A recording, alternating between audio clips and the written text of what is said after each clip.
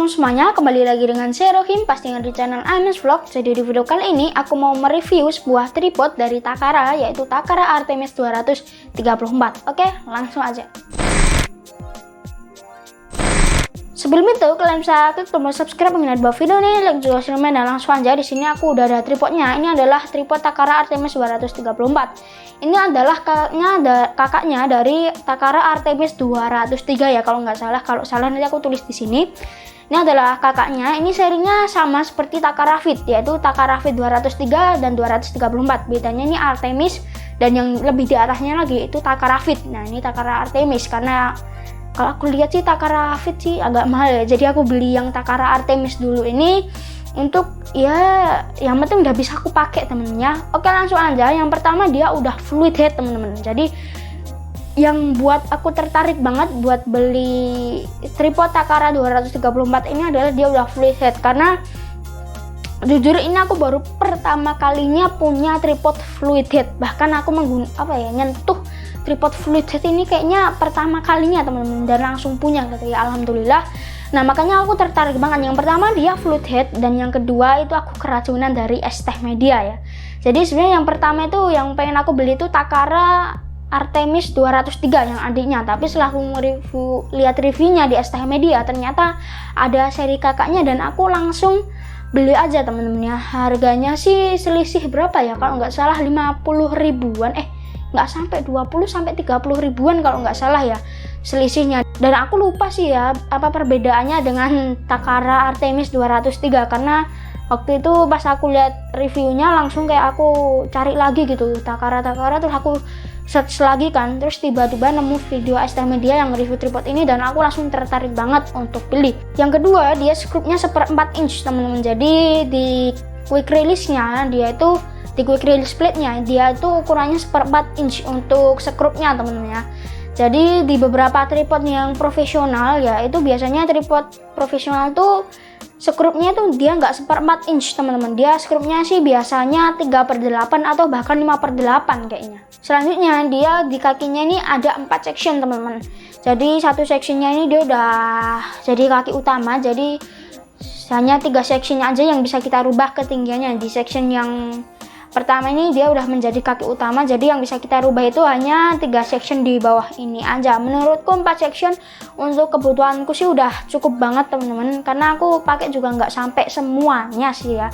Kalau aku butuh yang tinggi banget itu baru aku butuh semuanya, tapi kalau untuk video-video yang tingginya segini doang nih nggak terlalu butuh lah yang 4 section, tapi itu disesuaikan dengan kebutuhan kalian. Selanjutnya dia tinggi maksimalnya 1520 mm.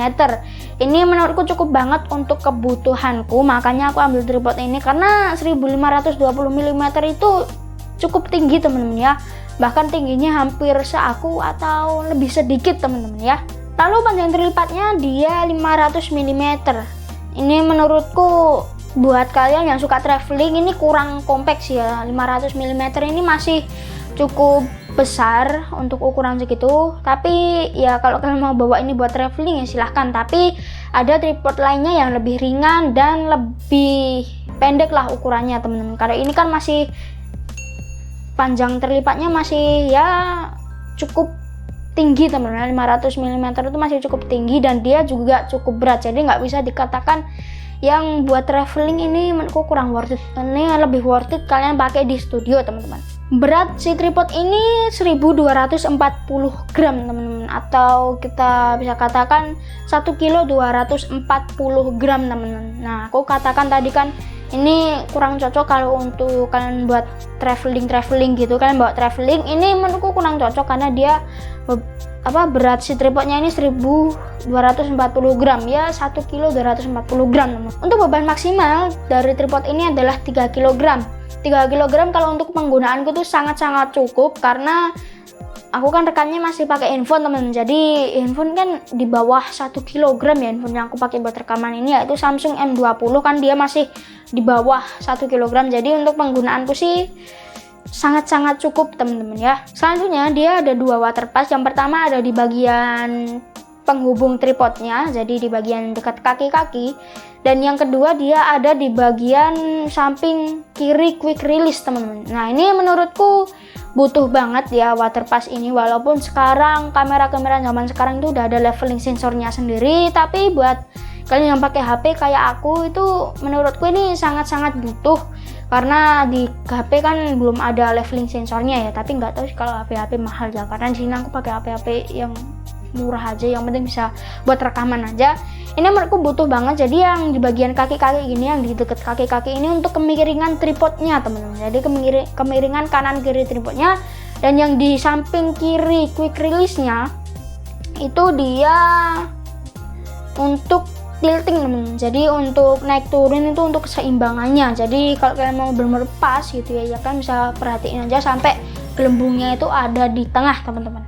Selanjutnya di bagian tengah kaki-kakinya ini dia ada pengunci teman-teman, pengunci antara penghubung kaki-kakinya. Jadi kalau di bagian tengah itu kalian putar sampai kenceng ya, kaki-kakinya udah nggak bisa kalian lebarin lagi karena udah kalian kunci. Nah kalau kalian kendorin baru bisa kalian lebarin lagi. Nah ini penting banget buat kalian yang mungkin syuting di tempat yang licin gitu ya, terus kalian pakainya tuh nggak sampai mentok nih, kayak aku contoh sini kan ini nggak sampai mentok ya. Nah itu penting banget kalian bisa kunci di bagian situnya, biar nggak tiba-tiba itu tripodnya ini bagian tengahnya ini mentok ke bawah temen. Jadi misalnya kalian lagi foto gitu kan, terus tiba-tiba cekrek baru memproses gitu ya, terus tiba-tiba ini kan jatuh, kan nggak lucu juga gitu kan. Jadi ini penting banget untuk jajaran tripod yang bebannya sampai bisa 3 kilo, yang mungkin di atas 1 kilo ini menurutku penting banget. Terus di bagian bawah di sini ada hook untuk kalian mengaitkan beban. Jadi misalnya kalian foto atau rekam video gitu ya, kalian di gunung gitu temennya. Nah di gunung tuh anginnya lagi kenceng. Nah biar tripod ini tuh dia nggak goyang-goyang, kalian bisa taruh beban aja di sini teman-teman. Jadi tripodnya tuh bakalan rigid gitu ya. Jadi tripodnya tuh nggak bakal goyang-goyang ya. Walaupun sih aku nggak saranin kalian taruh beban yang terlalu berat di bagian sini, karena ini kalau aku lihat ini dia cuma tempelan aja teman-teman. Jadi aku sarannya jangan terlalu berat lah, nanti hooknya ini bisa lepas sih, karena kalau aku lihat ini cuma kayak lem-leman doang gitu, ditempel doang. Terus di bagian bawah di sini ada karet. Nah ini karetnya ini kalian bisa atur teman-teman, jadi kalian bisa arah-arahin karetnya. Jadi misalnya kalian lagi di tempatnya kemiring gitu ya, yang miring gitu, nah kalian bisa sesuaikan aja bagian karet-karet ini biar dia nggak kegeser. Misalnya kayak ketendang sedikit tek gitu ya, nah dia nggak bakalan bergeser ya. Walaupun ini bagian kakinya belum bisa, karetnya ini belum bisa dilepas kayak yang jajarannya Takara Rover. Takara Rover kan dia udah bisa dilepas teman, jadi bisa nancep ke tanah. Nah ini belum bisa, karena ini ya makanya aku saranin kalian pakai di studio aja gitu, di studio ya, di studio lah.